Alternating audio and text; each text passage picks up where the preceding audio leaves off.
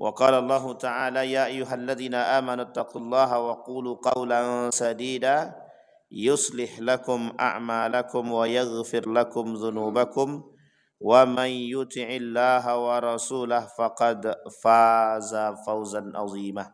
Puji syukur kehadirat Allah dengan mengucapkan alhamdulillahirabbil alamin, berselawat kepada Nabi dengan mengucapkan Allahumma shalli ala Muhammad wa ala ali Muhammad fil alamin innaka Hamidum Majid. Kata Allah dalam surat Al-Anfal, wa a'iddu lahum mastata'tum min quwwati wa min ribatil khayli turhibuna bihi aduwallahi wa aduwakum wa akharina min dunihim la ta'lamunahumullahu ya'lamuhum wa ma tunfiqu min syai'in fi sabilillahi yuwaffa ilaikum wa antum la tuzlamun.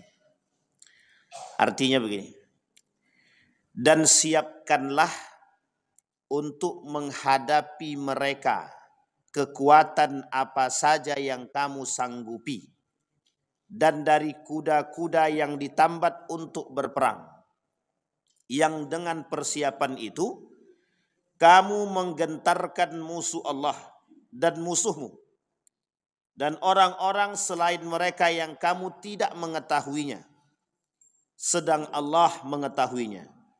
Apa saja yang kamu nafkahkan pada jalan Allah, niscaya akan dibalas dengan cukup kepadamu, dan kamu tidak akan dianiaya atau dirugikan.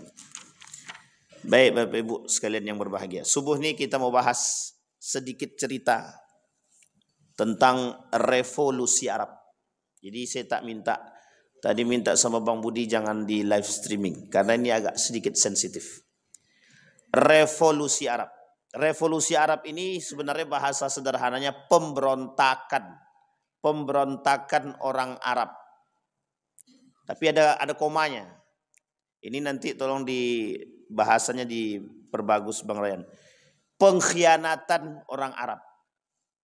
Orang Arab ini yang mana? Nah, nanti Bapak Ibu boleh lihat. Ada 2 poin di sini.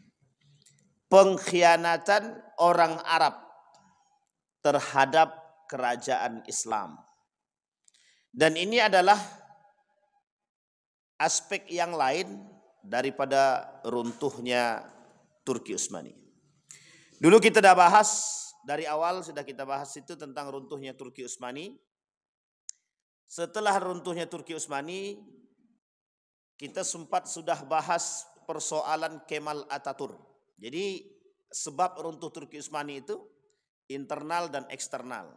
Yang Kemal Atatürk sudah kita bahas tuh, sampai siapapun pendukungnya di kalangan negara kita ini juga sudah ada yang mendukung, mulai dari Soekarno, kemudian ditolak sama Muhammad Nasir, Hasan yang tak terima dengan ide, dan oleh beberapa anggota dewan yang lalu juga menolak dibuatnya jalan Mustafa Kemal Atatürk di Jakarta. Ada aspek lain atas runtuhnya Turki Utsmani. Aspek lain atas runtuhnya Turki Utsmani ini kita sebut sebagai revolusi Arab. Kalau bahasa lain Arab Spring. Ini Arab Spring. Ini sejarah aja, ini sejarah. Kita runut. Jadi dalam poin ini, dalam poin revolusi Arab ini, ada satu negara yang punya peran besar dan andil terhadap hancurnya negara, hancurnya kerajaan. Karena ketika itu ada dorongan atau keinginan kuat atas kemenangan perang dunia yang pertama. Siapa mereka? Negara ini yang mana? Negara ini disebut dengan Inggris. Waktu itu disebut dengan British. Ini kemarin kita sudah bilang ya Bapak Ibu ya, dulu ada tiga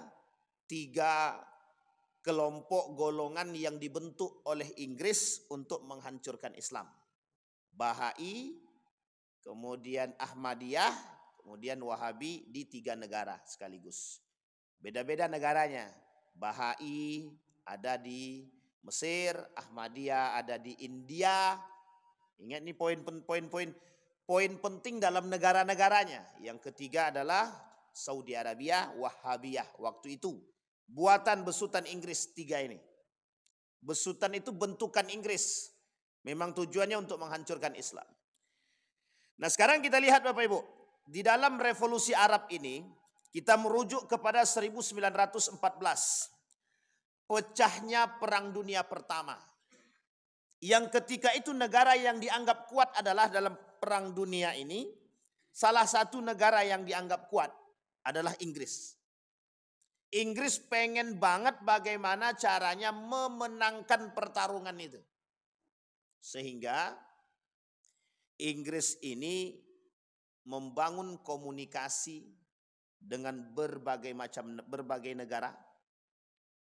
Yang ketika itu Turki Utsmani sedang dalam kondisi yang tidak stabil dan tidak lagi baik-baik saja. Jadi dulu kita pernah ceritakan ketika Mustafa Kemal Atatürk sebagai panglima, di situ dia pemegang semua komunikasi antara beberapa negara karena dia adalah Menteri Pertahanan Negara. Sebelum runtuh Turki Utsmani, Mustafa Kemal Atatürk sudah menjalankan misinya. Apa misi dia? Membangun satu kesatuan yang kekuatannya dibantu oleh negara-negara yang lain. Termasuk salah satunya Prancis, Jerman dan lain sebagainya. Itu komunikasi yang dibangun oleh Kemal Atatürk karena dia Menteri Pertahanan ketika itu. Dan tidak bisa diingkari itu. Maka setelah itu terbentuk yang disebut dengan Young Turk.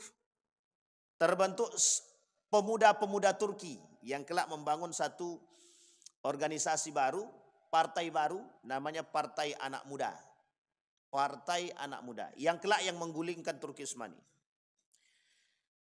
Ketika 1914 ini, sebelum terjadinya Perang Dunia, Inggris gerilya. Cari mana yang bisa dibangun kekuatan. Pasca ini, ketika ini, Daulah Utsmaniyah sedang berada di atas angin itu.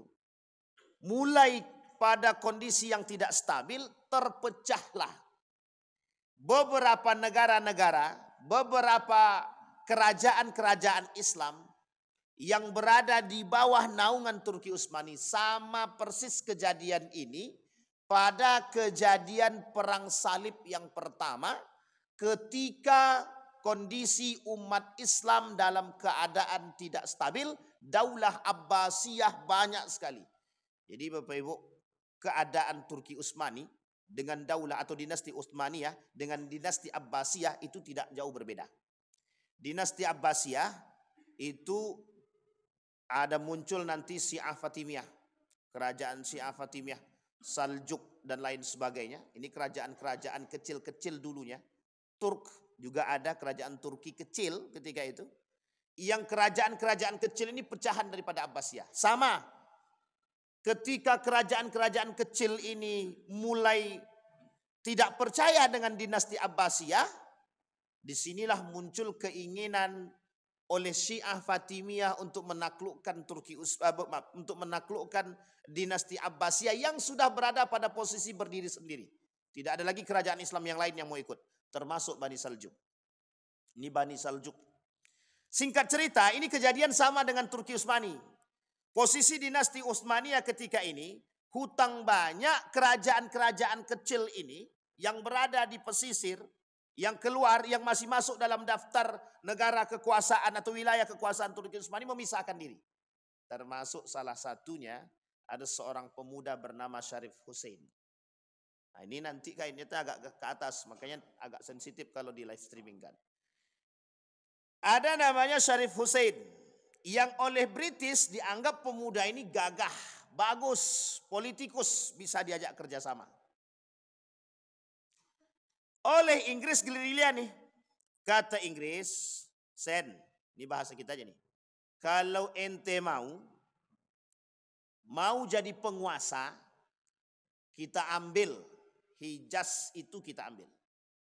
Ketika itu, dinasti Utsmaniyah ini itu mencakup Hijaz. Hijaz ini adalah Mekah, Madinah dan sekitar.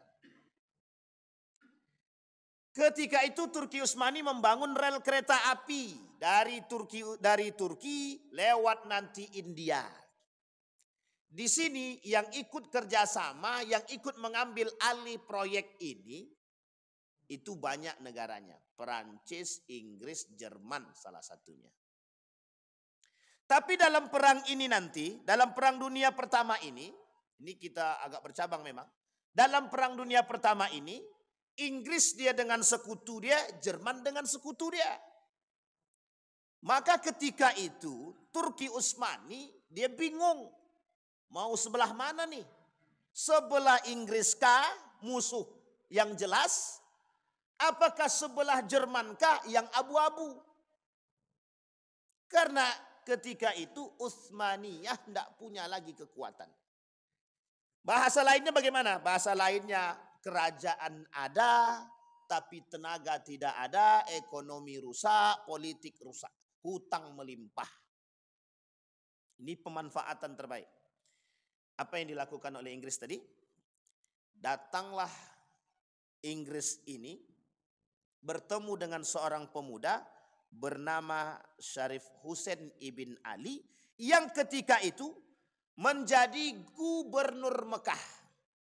Apa kata Syarif Hussein? Ini nanti pada bahasan pengkhianatan. Kata Syarif Hussein, kata Inggris, lo ente mau jadi raja, mau jadi khalifah untuk Hijaz. Ambil sama kalian Hijaz, kami bantu secara ekonomi, maka kalian berperanglah melawan Turki Utsmani. Ambil caplok sebagian bagian-bagian kecil daripada kekuasaan Turki. Setelah diambil, nanti kalian akan kami lantik menjadi khalifah untuk negara Hijaz. Oleh Syarif Hussein disambut dengan baik. Apa sambutan yang baik yang dilakukan oleh Syarif Hussein?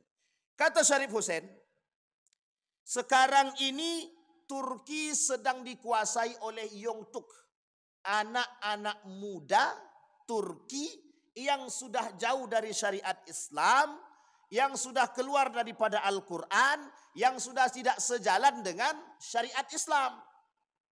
Karena misi sekuler yang sedang berjalan. Jadi memang komplikasi betul penyakitnya Turki Utsmani itu. Samalah dengan kita sekarang ini komplikasi. Penyakitnya di mana-mana. Ketika itu posisi budaya sudah tidak baik-baik. Posisi politik sudah tidak baik. Ekonomi sangat tidak baik sekali. Hutang melimpah, politik nggak bagus. Anak muda yang memimpin. Sehingga kata Syarif Hussein, ya udah, ini jauh dari agama. Awal motif yang diinginkan oleh Syarif Hussein adalah motif agama. Demi agama kita harus menjaga kekhalifahan Islam. Nah, ini namanya menjual agama tuh di situ. Jadi kalau Bapak Ibu tahu an-nifaq wal munafiqun itu dia. Jadi sengaja diangkat isu agama untuk merebut atau mendapatkan simpati dan empati dari masyarakat bahwa pemuda-pemuda Turki, pemimpin-pemimpin Turki Utsmani hari ini sangat jauh daripada Islam, dijadikan agama sebagai landasan untuk menarik simpati masyarakat agar mau berperang. Singkat cerita Bapak Ibu sekalian yang berbahagia, kata Syarif Hussein, dihasutlah karena dia gubernur Mekah ketika itu, dihasutlah nih orang-orang yang ada di Mekah, pemuda-pemuda siap berjuang untuk mengambil alih. Terkhusus yang ketika itu mereka ambil alih adalah Makkah itu sendiri. Hijaz, Mekah, kecuali ketika itu yang belum mereka kuasai adalah Madinah. 1914. Baik, sekarang kita lihat lagi. Ketika revolusi Arab mulai ditampakkan melalui propaganda Arab, ketika Syarif Hussein sudah siap berperang dengan pemuda-pemuda Mekah itu untuk menaklukkan sebagian besar, Inggris membangun kerjasama dengan negara yang lain.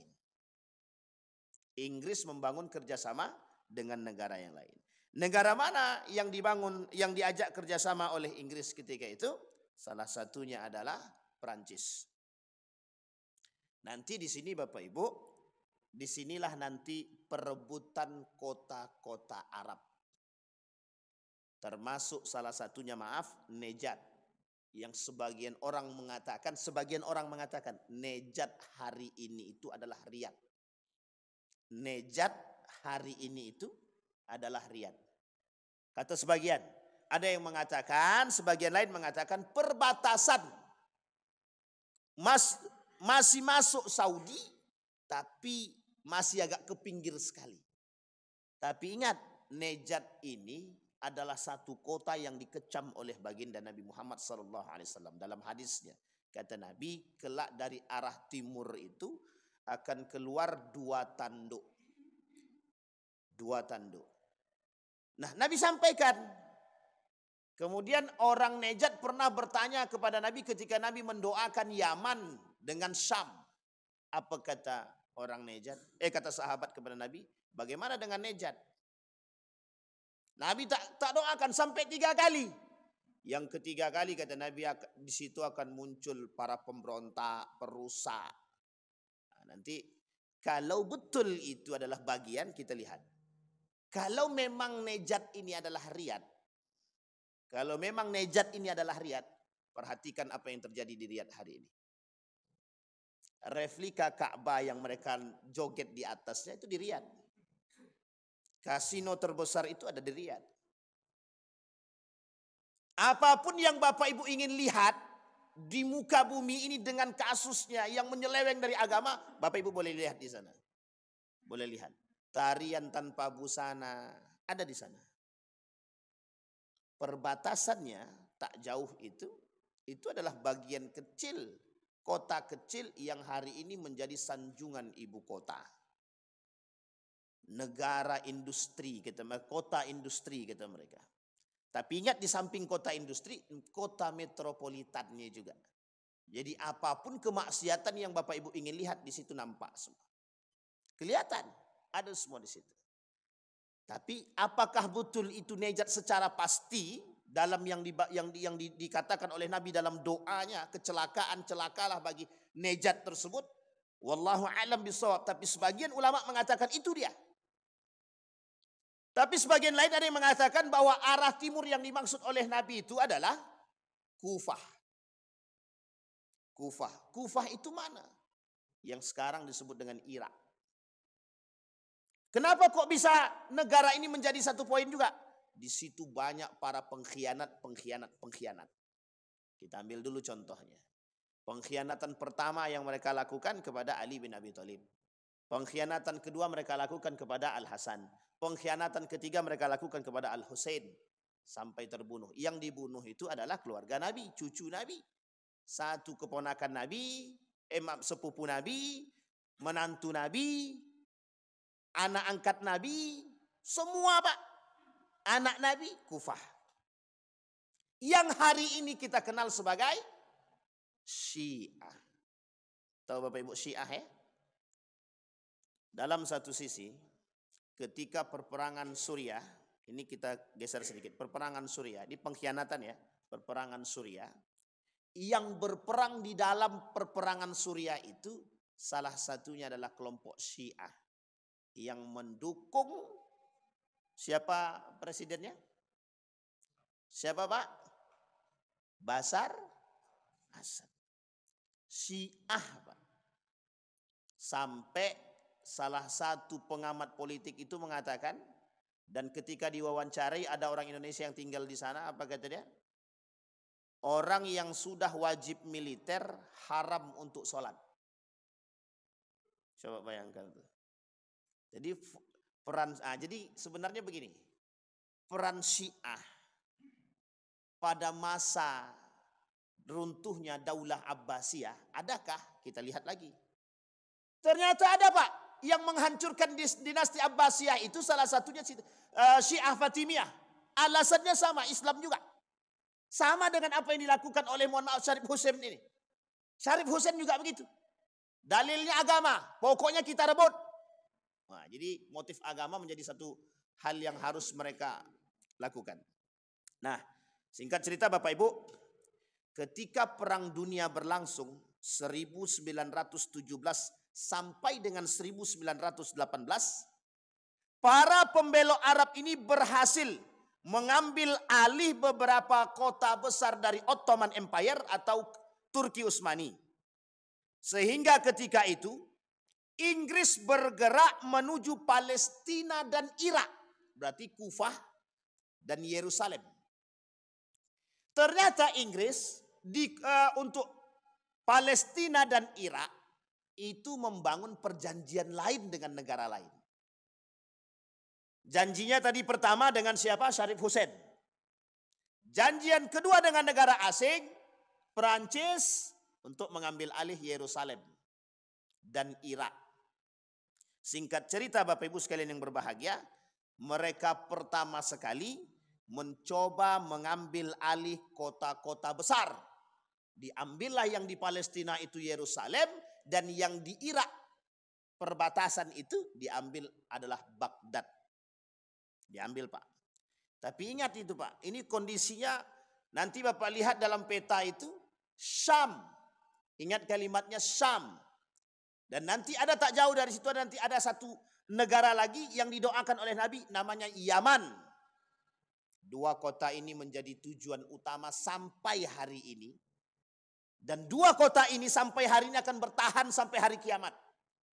Dalam agama yang lurus, pemahaman yang baik. Karena dalam doanya baginda Nabi Muhammad sallallahu alaihi wasallam. Maka Bapak Ibu sekalian yang berbahagia, rencana Syarif Hussein untuk menciptakan kerajaan Arabnya sendiri agak sedikit terganggu ketika Inggris melakukan pengkhianatan atas perjanjian yang mereka bangun. Ternyata setelah Inggris Perang Dunia selesai, Inggris memenangkan Perang Dunia.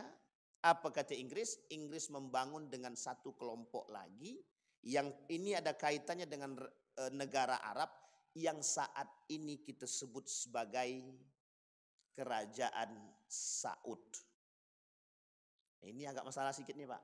Di mana letak Kerajaan Saud ini? Mohon maaf nih Pak. Saud, keluarga Saud ini berada di Riyadh, Nejad ketika itu. Apa kata Inggris? Kau mau ambil alih Hijaz? Kalau kau mau ambil alih Hijaz, kita gulingkan Syarif Hussein dan keluarga. Karena ketika Syarif Hussein naik menjadi khalifah, naik menjadi kerajaan raja di Arab itu, semua tempat-tempat poin penting Yordania, Suriah diduduki oleh anak-anak dia. Apa kata Inggris kepada keluarga Saud? Mau kita ambil alih? Kau siap kerjasama dan bantu Inggris? Siap. Ketika inilah Pak terjadi kerjasama antara Inggris dengan keluarga Saud untuk merebut kembali Hijaz tadi. Kenapa demikian? Karena posisi Hijaz ini sangat posisi yang terhormat. Karena orang yang menjadi gubernur di Mekah dan Madinah ini mesti terhormat. Karena penjaga dua tanah suci. Ambisi keluarga Saud tinggi, ingin mengambil alih tersebut. Bekerja samalah Saud dengan satu orang. Kau mau pemahamanmu aku sebarkan, maka kita bekerja sama. Namanya Muhammad bin Abdul Wahhab. Nah, ini poin penting. Kita tak ke situ sebenarnya. Tapi ini revolusi Arab. Revolusi Arab. Apa maksudnya Pak Ustaz? Ingin membangkitkan kerajaan Arab, tapi uniknya menjatuhkan kerajaan Islam. Jadi Islam itu menjadi salah satu kambing hitam mengatasnamakan agama demi kepentingan pribadi. Tapi coba Bapak Ibu runut. Coba runut sampai ke atas. Sampai pada masa dinasti Umayyah. Seperti itu enggak? Sama. Perebutan kekuasaan dengan dalih agama yang dilakukan.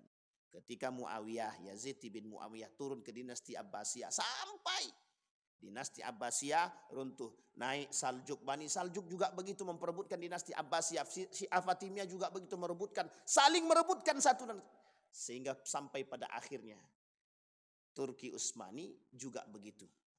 Oleh negara-negara kecil, kerajaan-kerajaan kecil yang ada di sekitar Turki Utsmani memberontak terhadap Utsmaniyah dengan dalih agama, kami harus menjaga syariat Islam. Singkat cerita Bapak Ibu. Singkat cerita terus nih Bapak Ibu, karena memang sejarah. Pemberontakan yang dilakukan oleh Arab terhadap Turki Utsmani adalah demi kepentingan politik asing, hanya saja mereka tidak sadar telah ditipu oleh Inggris. Singkat cerita Bapak Ibu, dipanggil Syarif Hussein. Apa kata Inggris kepada Syarif Hussein?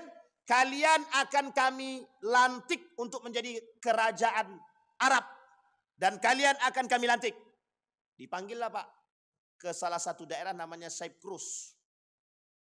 Sampai dipanggil di sana, Syarif Hussein dan keluarga, bawa semua keluarga. Kita akan lantik di sana, kata Inggris. Dalam sejarahnya begitu. Dibunuhlah di situ Syarif Hussein. Dipenjarakan dulu. Sebelum dibunuh, dipenjarakan dulu. Satu keluarga semua, anak-anaknya dipenjarakan semua. Pengkhianatan itu di mana-mana. Pengkhianatan itu di mana? Di mana-mana. PKI mengatasnamakan negara. Pengkhianat. Dan runtuhnya semua disebabkan karena aspek pengkhianatan. Sultan Abdul Hamid II itu kurang kuat apa? Kuat sangat Pak. Sangat kuat sekali. Ketika Inggris berhasil menang dalam perang dunia, terjadi perjanjian yang disebut dengan perjanjian Balfour. Tahu Balfour Bapak Ibu? Perjanjian Balfour ini apa? Perjanjian Balfour atau yang disebut dengan deklarasi Balfour ini setelah itu dan setelah revolusi Arab. Ketika Saudi Arabia sudah berhasil diambil oleh Saud, Irak sudah diambil oleh negara asing, tinggal satu yang belum diambil. Palestina. Dibangunlah deklarasi Balfour. Apa itu deklarasi Balfour? Kita lihat. Balfour ini deklarasi perjanjian untuk mencaplok kota Yerusalem, Palestina, Baitul Maqdis yang akan diberikan oleh Inggris ketika mereka meminta bantuan dalam Perang Dunia Pertama kepada siapa? Yahudi. Nah, sampai di sini bisa dipahami Bapak Ibu? Sudah bisa melihatnya? Jadi dalam Perang Dunia yang pertama itu Inggris diam-diam membangun kerjasama dengan Yahudi Prancis, Yahudi Jerman, dan Yahudi Inggris untuk membantu dukungan dalam perang dunia tersebut. Dibantu.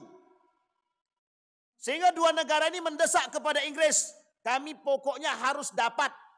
Dibangunlah deklarasi Balfour 1914 sampai 1918 itu terbangun perjanjian Balfour dan berhasil mereka ambil Palestina, Yerusalem. Setelah dapat, Yerusalem dapat, Palestina dapat. Di sini Pak poin pentingnya. Disinilah dalam sejarah dikatakan pada perang salib pertama, Palestina, Baitul Maqdis berhasil dikuasai oleh Yahudi. Setelah berhasil dikuasai, di sini ada cerita. Ini yang pernah kita ceritakan di sini Pak. Ada raja daripada orang Yahudi ini masuk ke dalam Baitul Maqdis, disediakan tempat. Setelah itu ada imamnya ingin melaksanakan azan. Kata imamnya kepada muazin, jangan azan, ada raja di situ, hormati agama lain. Kemudian rajanya bilang, aku kesini itu mau dengarkan azan, mau tinggal di sini dengarkan azan, dengarkan ngaji. Bukan nggak pengen. Jadi ini poin penting ketika yang kemarin pernah terjadi, kasus pernah terjadi, itu raja Pak, raja. Dia datang bukan Islam. Dia datang karena ini daerah penaklukan dia. Dia masuk ke situ, dia bilang kami ke sini mau dengarkan azan. Disediakan tempat peristirahatan. Apa kata dia? Saya mau dengarkan azan dan ngaji kok kalian larang. Kenapa kau larang orang azan? Kenapa kau larang orang ngaji? Gitu. Ini poin pentingnya Pak. Ditaklukkanlah Pak dalam perjanjian Balfour ini. Ketika dalam perjanjian Balfour inilah Bapak Ibu sekalian yang berbahagia, disinilah yang dibangun oleh mereka yang disebut dengan gerakan Zionis.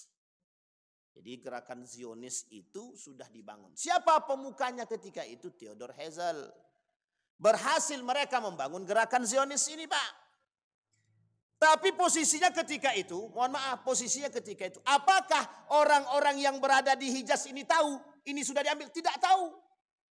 Karena tahu ya ketika itu mereka punya kerajaan, Irak punya kerajaan, ini kemudian juga punya kerajaan. Ternyata diambil alih oleh Yahudi, mereka tidak tahu. Singkat cerita, lama kemudian mereka mengerti dan tahu ternyata banyak orang-orang Eropa Yahudi sudah mulai berpindah. Disinilah baru tahu Pak, mohon maaf baru tahu. Mereka baru tahu. Baru tahu apa? Baru tahu bahwa kota Yerusalem yang suci ini sudah diambil alih oleh orang Yahudi.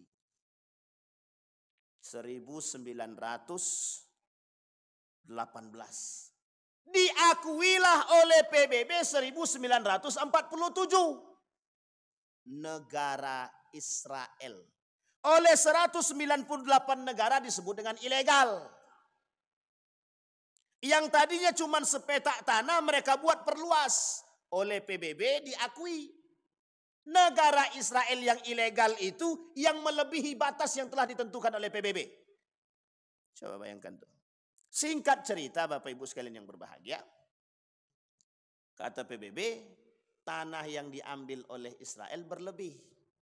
Israel tidak mengindahkan perkataan PBB sama sekali.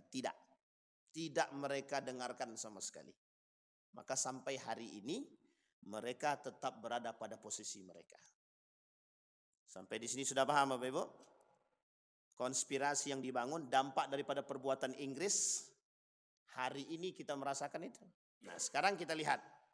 Ini sudah lihat sejarah secara umum. Sekarang kita lihat pengkhianatan yang dimaksud. Pengkhianatan yang kita maksud dalam revolusi Arab. Yang pertama, yang ikut campur dalam meruntuhkan Turki Utsmani adalah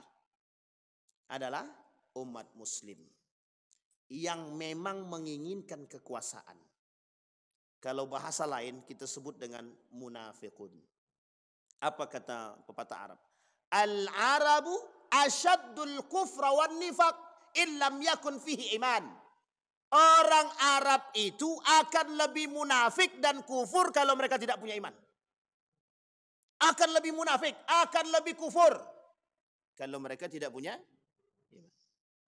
Maka Bapak Ibu, saya ingin katakan kepada kita semua, ketika Suriah berjabat tangan dengan Donald Trump, presiden terbaru ini, yang ingin saya sampaikan kepada kita semua, umat muslim ini, lihat apa yang dimaksud itu. Ada satu poin yang menjadi perbincangan kita hari ini. Namanya Abraham Agreement. Apa itu Abraham Agreement? Abraham Agreement itu, yang punya pemahaman Abraham itu cuma satu, tidak ada yang lain. Kenapa Donald Trump yang ngomong? Kenapa tidak Israel yang ngomong? Karena yang milik Abraham, yang pemilik Abraham itu cuma satu. Israel Yahudi. Apa kata Donald Trump? Aku mau membuka blokade Suriah dengan catatan kalian kerjasama lagi dengan Israel. Kalian kerjasama lagi dengan Israel. Suriah disuruh kerjasama lagi dengan Israel. Kemudian Saudi sebagai mediator harus berinvestasi dan mengikuti dan menandatangani perjanjian Abraham Agreement. Perjanjian Abraham. Ini salah satu jalan yang mereka inginkan untuk masuk kepada Abrahamic religion. Salah satu jalan untuk masuk kepada membuka agama Abraham. Jangan salah Pak. Ini sekarang dunia sedang di otak-atik sedemikian rupa. Bahkan kemarin ada yang bertanya, Ustaz, itu Israel sedang terpuruk. Sekarang Bapak Ibu sekalian yang berbahagia, perang kita nih dari perang fisik naik perang pemikiran, Dalam perang pemikiran itu ada perang politiknya, perang ekonominya, perang budayanya, perang bahasanya, semua perang di situ. Hari ini kita lihat perubahan politiknya sama, semuanya masuk di situ. Karena Bapak Ibu harus tahu, ada indikasi yang ingin kita angkat adalah nampaknya perang dunia yang selanjutnya yang kelak akan dibarengi dengan perang agama yang dahsyat antara Yahudi dengan Islam. Kalau Israel selesai dan umat muslim menang atas Israel apa yang terjadi? Kiamat kan? Tapi mungkinkah itu terjadi? Kita lihat. Kita lihat pada sisi yang lain. Betulkah Israel itu akan selesai? Dalam satu pengamat politik mengatakan Israel hari ini sedang berada pada posisi yang tidak baik. Kenapa tidak baik? Semua negara mulai mengecam akan aksi yang mereka lakukan. Artinya Netanyahu hari ini menjadi buronan ICC. Sudah menjadi buronan. Internasional hari ini tahu bahwa dia ini adalah pelaku genosida. Sudah nih pokoknya nih orang harus ditangkap, terserah. Pertanyaannya adalah, mungkinkah Amerika tunduk kepada Israel? Mungkinkah Amerika? Kalau memang Amerika tunduk kepada, kalau memang Amerika tidak tunduk kepada Israel, mengapa perjanjian yang dibangun adalah Abraham Agreement? Kenapa harus Abraham Agreement? Kenapa harus perjanjian Abraham yang diminta? Ketika Saudi menjadi mediator, apa kata Donald Trump? Ikut kemudian berinvestasi. Donald Trump hanya inginkan harta dia, tapi ingat di balik itu ada politik yang dibangun oleh kaum Yahudi. Yahudi tidak sendiri, Pak. Yahudi itu banyak, Israel itu sendiri. Tapi Yahudi yang di belakang ini itu semua mendukung Israel. Yang mereka hari ini yang mereka kecam itu cuma genosida. Yang mereka kecam aksi kekejaman. Tapi politik pencaplokan agama, politik pencaplokan Yerusalem tetap berjalan. Apa kata Erdogan? Hancur Baitul Maqdis. Kalau Baitul Maqdis ini berhasil jatuh, maka sulit bagi kita mempertahankan Medina. Ini Erdogan sendiri yang bilang. Oleh Ustaz Fahmi Salim kata, kalau sudah berhasil mereka caplok Yerusalem, Palestina, Baitul Maqdis, maka sulit bagi kita menjaga Madinah. Sekarang kita lihat, tangan yang mereka gunakan yang mana? Tangan yang mereka gunakan adalah tangannya kerajaan-kerajaan Islam. Bukan yang lain, Pak. Tangan-tangan kerajaan Islam. Tangan-tangan negara-negara Arab dari dulu sampai sekarang. Berarti dampak daripada Arab Spring sampai hari ini, Pak, terasa bagi umat muslim. Pengkhianatan yang dilakukan oleh orang-orang Arab terhadap agama yang mengatasnamakan agama demi kepentingan politik dan kerajaan. Jadi tidak salah kalau kita bilang, oh ini masalah perang ini berarti perang agama nih, perang agama. Tapi perangnya perang politik juga. Iya, perang politik juga memang. Tapi uniknya yang dijadikan alasan adalah agama. Baik. Kemudian pada tahun 1917 dibentuklah 3 perjanjian yang bertolak belakang. Kita lihat perjanjian yang tolak belakang itu. Skenario yang dibangun atau 3 skenario politik yang dibangun yang berada di atas dunia Arab. Gerakan Arab bersikeras untuk mendapatkan kerajaan Arab yang dijanjikan lewat Syarif Hussein yang tadi. Perancis kemudian mengharapkan bagian tanah yang untuk Palestina tadi. Juga berharap untuk mendapatkan Palestina yang kelak terjadi pertempuran antara yang melawan Perancis, yang melawan Jerman, yang ketika itu tergulinglah Turki Utsmani. Jadi Bapak Ibu, pengkhianatan. Perang berakhir 1918 dengan kemenangan untuk sekutu dan luluh lantaklah kekaisaran Ottoman, meskipun ketika itu pada tahun 1922 Turki Utsmani masih ada, tapi kekuatan kerajaan sudah tidak ada. 1925 habis semua. 1925 berubah menjadi Republik Turki. tidak lagi menjadi kerajaan Turki Utsmani. Nah, jadi Bapak Ibu sekarang kita lihat prediksi akhir zaman. Kita lihat prediksi akhir zaman. Di dalam perkataan baginda Nabi Muhammad SAW, yang menghancurkan Islam adalah umat Muslim. La yabqal Islam illa ismu wa la yabqal Quran illa rasmu. Satu. Hadis yang lain. Akan muncul di tengah umatku, kata Nabi, akan muncul di tengah umatku orang-orang yang suka beryuforia.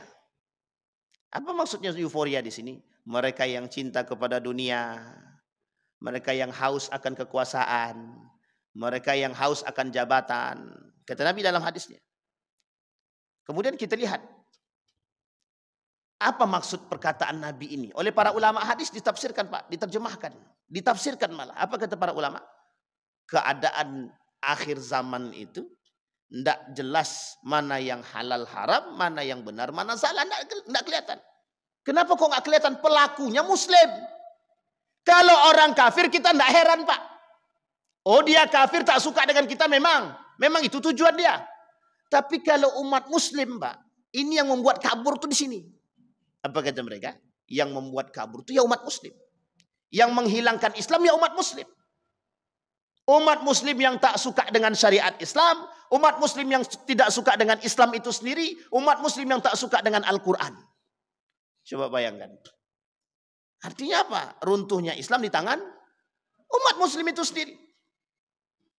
Revolusi Arab hanya sebatas tangan untuk menghilangkan Islam itu sendiri. Cara Inggris untuk menghancurkan Islam melalui tangan umat Muslim. Yang dilakukan oleh Snokkhorgen sama Aceh. Siapa yang berhasil meluluh lantakkan Aceh itu, kerajaan Samudra Pasai itu? Yang begitu kuat, yang terkenal sampai gaungnya di mana-mana itu. Seorang pemuda bernama Snokkhorgen berhasil belajar di Mekah, belajar bahasa Arab, belajar Al-Quran, balik nikah dengan orang pribumi. Masuk menjadi penasehat kerajaan, dihancurkannya di dalam, Pak. Di dalam. Artinya siapa? Dia berhasil masuk, dia hasut para orang-orang muslim-muslim yang lain untuk memberontak kepada kerajaan. Hancur. Keberhasilan. Setelah tahu bahwa dia pemberontak, dikeluarkan. Dideportasi. Tidak tahu sampai hayatnya. Ada yang mengatakan dia meninggal di Bogor, ada yang mengatakan dia meninggal di negara dia. Karena waktu itu dia sempat menikah dengan seorang wanita di Bogor. Ini poin penting, Pak.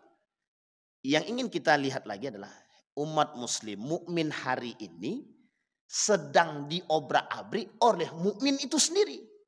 Kita ambil, Pak, mohon maaf ya, Pak, mohon maaf. Coba Bapak Ibu bayangkan satu kasus yang itu saja yang kita bahas sampai medianya begitu serius membahas, Pak. Kita ini dibuat apa sekarang nih? Coba bayangkan, poin-poin pentingnya perhatikan baik-baik, Pak. Ini persoalannya betapa bodohnya kita diperbodohkan. Coba bayangkan. Umat Muslim hanya dijadikan bahan mainan dan candaan media. Ini poin kita hari ini. Coba lihat seriusnya, saking seriusnya Inggris. Cara Inggris ingin menghancurkan Islam itu saking seriusnya. Saking seriusnya mereka kerjasamanya dengan negara-negara Arab untuk menghancurkan Islam itu sendiri. Dibuat ini orang-orang yang rakus dengan kerajaan ini, nampak nih. Orang-orang yang rakus dengan kerajaan nih. Itu yang didekati. Sekarang Bapak Ibu boleh lihat. Sama enggak? Sama. Modelnya sama. Orang-orang yang punya kepentingan, bukan Muslim kafir, dia punya kepentingan, yang dia dekatkan siapa? Calon-calon pemimpin-pemimpin. Yang Muslim juga mereka danai. Sama, Pak. Inggris mendanai negara Arab, Sharif Hussein didanai, diberikan tentara, diajarkan, dilatih, Pak, untuk menghancurkan Turki Utsmani saja. Harusnya dia tinggal datang bekerja sama dengan Turki, perang tuh Inggris. Tapi kan tak begitu. Kalau dia ada persoalan lain, Pak, apa kata mereka begini? Kalau sistemnya dinasti, ya kapan kami jadi raja? Masih ingat Pak kalimat ini ya? Kata mereka. Sama, Pak, dinasti Abbasiyah juga begitu. Apa kata kerajaan Bani Saljuk?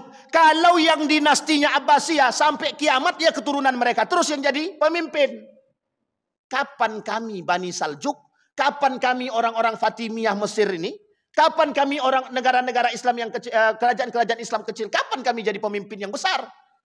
Inilah alasan, Pak. Mereka tidak mau. Kami harus jadi pemimpin. Kami jadi harus penguasa. Akhirnya apa? Umat muslim terpecah belah. Ini kasus dan ini sudah bisa kita lihat. Terpecah belahnya umat muslim menurunkan kekuatan Islam itu sendiri.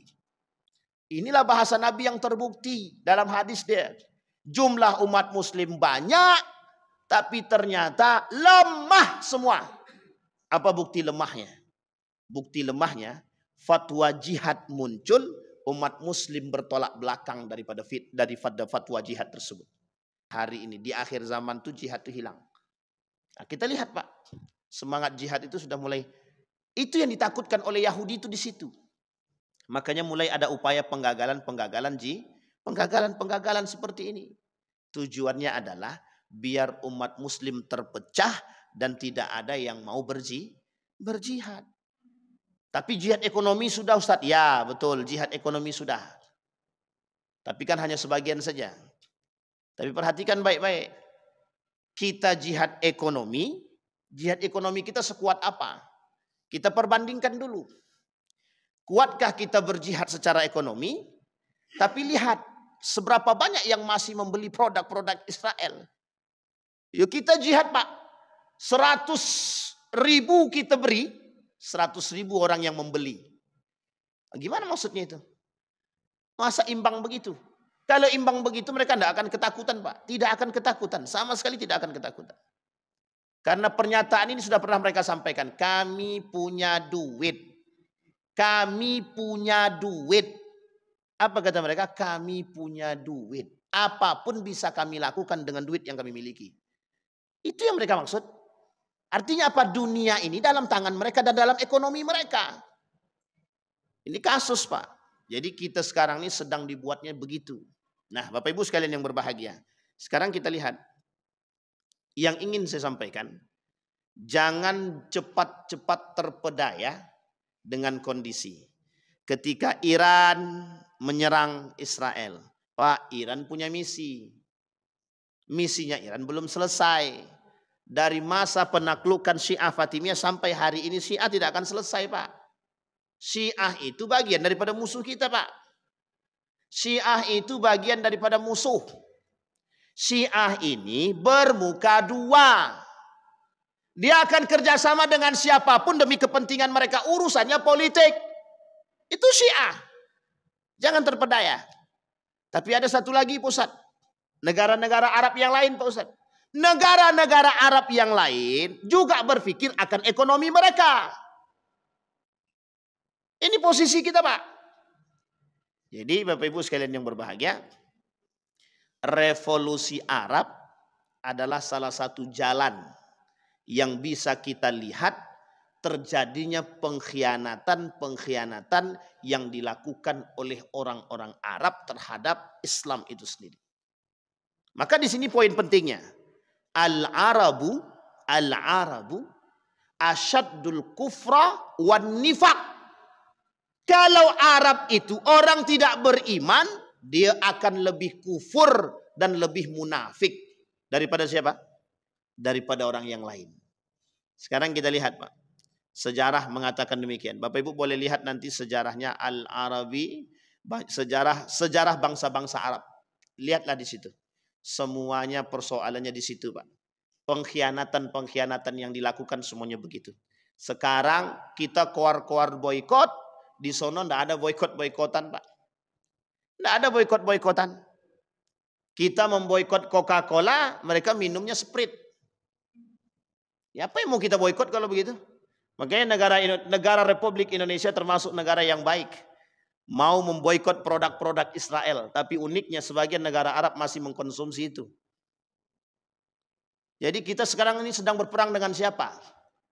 Kita berperang dengan saudara kita sendiri. Sejarah dulu. Kalau kita lihat sejarahnya ada 3. Yang dapat julukan singa padang pasir. Yang pertama ada namanya Umar bin Al-Khattab. Yang kedua ada namanya Hamzah. Yang ketiga oleh sebagian ulama ada yang dikatakan Salahuddin Al-Ayyubi. Yang ketiga yang keempat ada seorang pemuda dari kalangan orang Syiah. Namanya Muhammad. Coba nanti cek aja di situ. Muhammad, saya lupa nama lengkapnya itu. Itu videonya, filmnya sudah difilmkan. Sekarang itu dalam pandangan kita. Sekarang kita lihat dalam pandangan tinjauan orientalis. Dalam tinjauan orientalis, orang yang paling berjaya di dunia ini itu ada banyak. Kita ambil contoh yang paling terkenal oleh mereka adalah Karl Marx. Sejarah sosialis Karl Marx. Ya. Sekarang pertanyaannya dalam film Lion itu apa? Siapa yang disebut dengan superhero di situ? Kan begitu. Bapak Ibu sekalian yang berbahagia, Bapak Ibu pernah nonton film Robin Hood? Ya. Jadi begini Bapak Ibu, perang kita masuk dalam perperangan dalam film-film. Islam itu berada pada kekuatan yang penuh pada masanya. Itu mereka tidak mau Pak. Jadi gini, ketika Islam berjaya dengan para tokoh-tokoh panglimanya, ada Khalid bin Walid. Pernah difilmkan? Pernah. Tapi mereka bantah, apa kata orientalis itu perusak. Masih ingat Bapak itu kalimat itu? Salahuddin Al-Ayyubi itu terkenal sampai di mana-mana. Semua orang tahu siapa Salahuddin Al-Ayyubi itu. Itu yang hari ini, mohon maaf Pak, yang hari ini yang tidak diakui oleh kaum Yahudi. Kenapa tak diakui?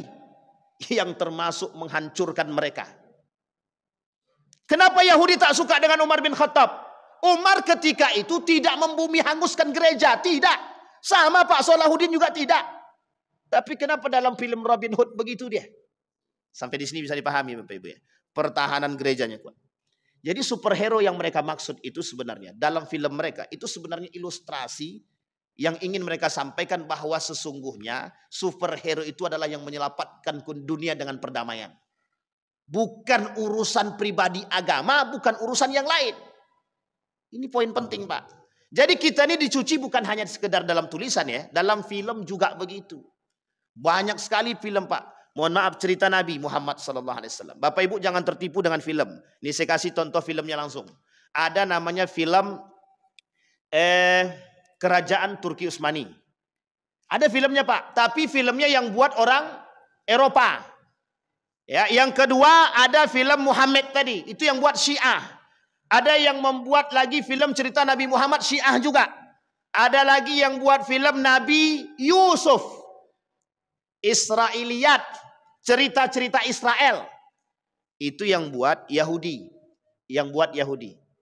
Yang Bapak Ibu tonton tentang film Nabi Yusuf 45 episode yang kemudian ditampilkan. Ada film lagi namanya Mukhtar Nameh yang tadi saya bilang. Termasuk salah satu dianggap singa oleh mereka, Mukhtar Nameh. Nah, ini poin penting Pak. Jadi, tapi film yang saya sebutkan ini, ada lagi namanya film Ali bin Abi Thalib yang buat Syiah.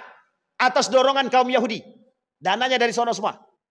Itu yang buat orang-orang yang saya sebut ini, itu skenario filmnya itu dibangun Pak, dibentuk. Nah, nanti Bapak Ibu boleh ceklah film-film tersebut. Dan saya sudah menemukan sekian banyak film, ternyata tidak sama. Termasuklah salah satunya film Nabi Yusuf alaihissalam. Nabi Yusuf itu banyak sekali filmnya yang diputar balik, yang fakta yang tidak benar itu. Banyak sekali film-filmnya yang tidak benar. Ali bin Abi Thalib termasuk. Dan urusan perfilman ini itu banyak didominasi oleh dua, Syiah dan Yahudi. Israel. Jadi banyak. Nah, yang dalam julukan para ulama, singa padang pasir itu termasuk salah satunya yang dianggap dalam sejarah. Itu Bapak Ibu boleh lihat dalam 1001 manusia yang paling berpengaruh. 1001 manusia yang paling berpengaruh dalam sejarah Islam. Nomor 3 atau nomor 4-nya itu Khalid ibn Walid. Satu baginda Nabi. Yang kedua itu Umar bin Al-Khattab. Bukan Abu Bakar, Umar bin Al-Khattab. Masuklah kemudian ada namanya Khalid ibn Walid. Di dalam 1001 manusia yang paling berpengaruh di dunia. Nomor 1-nya baginda Nabi. Kalau saya tak salah nomor 10-nya Umar bin Al-Khattab. Nomor 10. Kalau dalam Islam Umar nomor 2, kalau di dunia Umar dibuat mereka nomor 10. Nomor satunya baginda Nabi Muhammad sallallahu alaihi wasallam. Jadi Bapak Ibu, kita punya sejarah apa? Sejarah baik semua. Hanya saja umat muslim ini terpengaruh oleh gaya hidup, terpengaruh oleh pikiran-pikiran yang hari ini sangat sulit, sangat sulit untuk menghapus pikiran-pikiran itu karena sudah menjadi satu warisan. Ya mohon maaf Bapak, kalau kita tidak sama-sama bekerja keras untuk menghilangkan itu, ya tidak bisa kita lawan. Kalau Bapak Ibu tidak mau melawan, satu-satu melawan, ya itu tergantung pada kekuatan masing-masing. Insyaallah lain waktu kita coba bahas perang salib. Silakan tuh. Terakhir. Saud. Mereka namanya Bani Saud. Bani Saud di Najd. Oh bukan. Mereka ini sendiri. Jadi begini Bapak Ibu. Keturunannya ya, maksudnya aku tanya. Keturunannya. Oh dari keluarga Bani Abbasiyah atau dari manakah begitu? Saud ini tidak dari keluarga mana-mana. Hanya saja seorang saudagar. Saud ini di Najd itu, dia hanya seorang saudagar saja. Saudagar tapi kaya. Jadi Arab ini punya kebiasaan. Kebiasaan Arab ini berniaga, tijarah. Dan mereka berniaga tidak di tempat. Harus keluar 3 bulan. Makanya ada namanya musim dingin, musim panas. Dan Allah sebutkan dalam Al-Quran persoalan ini. Itu pada musim-musim ini mereka keluar. Nah kalau Bapak Ibu lihat nanti anak-anak yang sekolah di sana, musim panas mesti libur mereka itu. Libur 3 bulan. Dan pada musim-musim ini mereka keluar untuk berdagang. Dan termasuklah salah satunya Ahlun Najd. Ahlun Najd ini orang kaya-kaya rata-rata.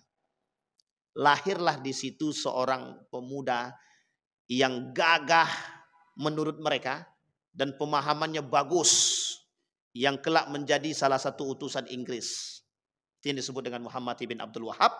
Yang ketika itu dia hanya seorang agamis, religius. Tapi ada salah satu bangsawan yang sudah membangun kerjasama atau memiliki jalur perdagangan internasional. Salah satunya Bani Saud yang disebut ketika itu Ahlus Saud namanya. Keluarga Saud. Keluarga Saud ini siapa Pusat? Yang kelak yang menggagas Saudi Arabia. Tahu Bapak Ibu ya? Yang hari ini menjadi negara yang disebut dengan Saudi Arabia. Makanya muncul pertanyaannya, mohon maaf ini pertanyaannya muncul Pak. Apa kata dia? Kenapa orang-orang yang menjadi raja-raja di Saudi itu tidak ada dari keturunan Nabi? Itu menjadi pertanyaan Pak. Kenapa kok menjadi pertanyaan? Oh ya memang bukan keturunan Nabi, bagaimana? Uang yang ketika itu kerjasama dengan Inggris mereka. Uang yang ketika itu memiliki dana mereka. Yang ketika itu ambisi ingin menghancurkan Syarif Hussein ya mereka. Tapi ingat kalimatnya Najd. Poin ini yang harus kita pahami. Kenapa kok Najd? Yang dikatakan oleh Nabi dalam hadisnya akan muncul orang-orang perusak dari arah timur, salah satunya dari Najd. Ini yang kemudian kita paham. Jadi bukan dari dinasti Abbasiyah, bukan dari dinasti Syiah Fatimiyah, bukan juga dari dinasti Abbasiyah, Umayyah, bukan juga dari Bani Saljuk. Berarti ini terpisah. Makanya oleh sejarawan dikatakan sebenarnya kemana jalurnya Bani Saud ini? Jalur Bani Saud ini kemana? Sampai para sejarawan mengatakan hampir sulit menemukan literatur akan menemukan garis lurusnya sampai ke Daulah Abbasiyah itu. Memang tidak ada. Karena ketika itu daulah dinasti Abbasiyah itu hanya digerogoti oleh negara-negara kerajaan-kerajaan Islam kecil saja. Tapi sudah lemah. Sudah tidak kuat. Duit sudah tak punya. Hutang sudah banyak. Sama Pak. Saud ini dia punya duit. Ini Saud ini dia punya duit. Pedagang handal dia punya duit. Sama dengan Syarif Hussein. Syarif Hussein ini siapa? Syarif Hussein ini hanya pemuda yang agamis. Tapi politikus. Punya ambisi kekuasaan. Itu saja. Dia melihat, kata dia, Turki itu sudah nggak benar. Padahal dia cuma pengamat. Nggak ada yang lain. Duit tak punya. Bukan orang kaya, bukan. Hanya saja ketika itu oleh Turki Utsmani, dia ini tergabung, dianggap bagus, agamis, religius, diangkatlah menjadi termasuk kabilah terkenal ketika itu, diangkatlah menjadi gubernur Mekah. Mekah loh ya, bukan Madinah. Karena waktu itu Hijaz itu ada Mekah, ada Madinah. Ini poin pentingnya di sini. Yang saya ingin katakan, hati-hati sajalah. Jangan sampai kita yang menjadi pengkhianat gitu aja. Jangan sampai kita yang menjadi pengkhianat agama. Masalah agama ini sensitif, Pak. Makanya mohon maaf, sampai hari ini isu agama akan selalu menjadi isu yang hangat untuk diperbincangkan. Kenapa begitu? Ya perang agama. Begitu itu ya. Jadi Bani Saud tidak ada kaitannya dengan dinasti Abbasiyah. Mereka adalah Bani sendiri. Hanya saja ketika itu termasuk Bani yang dihormati dan punya uang. Kemudian punya pengalaman kerjasama. Ini boleh Bapak Ibu lihat dalam sejarah keluarga Bani Saud. Ada, tapi saya tidak tahu apakah sudah diterjemahkan ke dalam bahasa Indonesia atau belum, tapi sudah diterjemahkan ke dalam bahasa Inggris. Di situ ada gambar seorang pemuda Arab pakai pedang begini.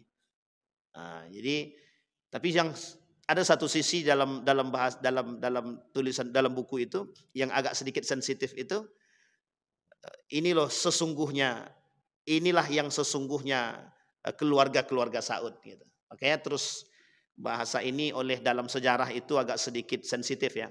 Termasuk salah satunya nanti ketika mereka membangun kerajaan Saudi itu disebutkan dalam yang negatifnya, sisi negatif yang dibangun dalam cerita tersebut.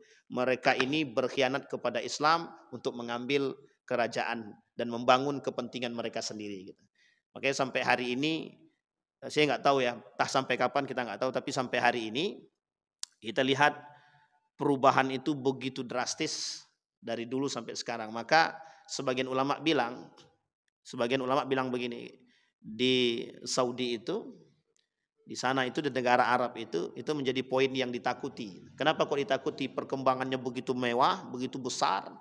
Tapi lihat di satu sisi, bagian daripada negara itu sendiri, Bapak Ibu boleh lihat itu muncul para, mohon maaf, pelaku-pelaku maksiat di sekitar-sekitarnya kan. Pelaku-pelaku maksiat itu berada di sekitar-sekitarnya. Jadi Mekah Madinah ini adalah simbol kesucian, tapi cara menghancurkannya nggak langsung di situ, harus lewat pinggir-pinggir. Jadi cara menghancurkannya harus lewat pinggir dulu, baru bisa masuk ke dalam. Kalau lewat tengah lagi susah. Kan begitu Bapak Ibu. Saya kira itu saja Bapak Ibu, mudah-mudahan insyaallah lain waktu kalau kita punya kesempatan kita bahas lagi tentang hal-hal yang bisa kita bahas.